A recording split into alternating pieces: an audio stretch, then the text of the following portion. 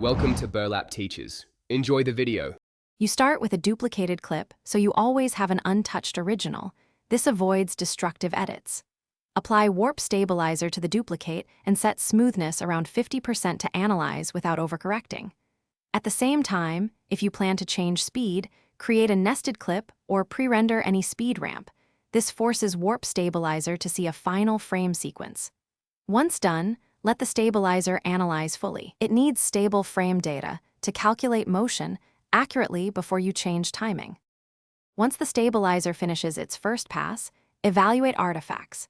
Subspace warp can smooth complex motion, but if you see distortions, switch to position or position, scale, and rotation.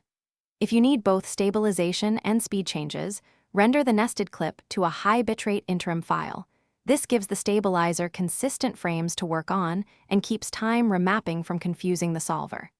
Make measured smoothness reductions when you introduce speed ramps. Lower values prevent excessive interpolation that creates wobble on fast footage.